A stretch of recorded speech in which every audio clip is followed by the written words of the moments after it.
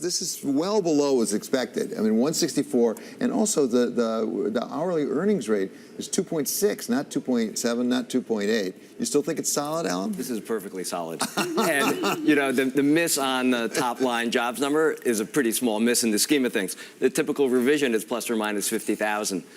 Last month's revision, if you add that to this month, we're right on the expectation. What I would say was most interesting in this report was labor force participation. I was just going to ask you that question. I think if you would have asked people, unemployment rate is going to drop to 3.9%, and labor force participation rate is down over the last year. Yeah. You know, President Trump ran on he's going to raise labor force participation. It's not happening. None of the policies are really focused on bringing people back to the labor force. So I think the market should focus a little bit more on that, frankly, because it suggests that we are going to hit some speed bumps when it comes to expansion. We're going to, sooner or later, we're going to be running out of workers if the recovery continues, and that will put more upward pressure on wages. But as you said, David, the wage number is a disappointment. Yeah, so, Subhadra, let's turn to you here now. There is an issue with participation because President Trump has said that's his #1 priority. At the same time, Mr. Krueger was the chief economist for President Obama. We should just notice that, okay, as we take that. But how do you react to these numbers? These look somewhat disappointing, but even though they're solid, right, Alan?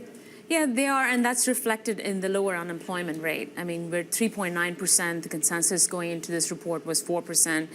But the participation rate hasn't really meaningfully changed in the last, several months because we've not seen people coming into the workforce. It's mostly driven by more macro factors like demographics. So that's what's really driving the participation rate lower. And the fear is that we might land up a lot sooner to 3.5% unemployment rate if the participation rate doesn't pick up.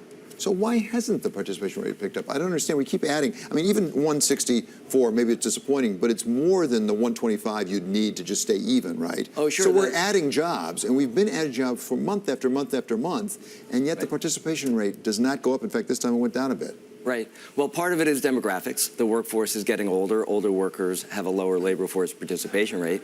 And for the next 2 decades, that's going to put downward pressure on labor force participation. But the other factor is once people leave the labor force, they often rearrange their lives. They retire early. They take a change where they'll take care of their family. And it's difficult for people to come back to the labor force. So even in the months where we saw labor force participation rise, it wasn't because people were out of the labor force were coming back. It was because people were staying in the labor force longer. So I've expected that it's going to be a challenge for a long time to come to raise labor force participation. Unless we can make the workplace friendlier towards women, more flexible for primary caregivers. And this is increasingly going to be an issue because we're going to need people to take care of older family members, and that is going to put more downward pressure on labor force participation. Subhadra, by the long end?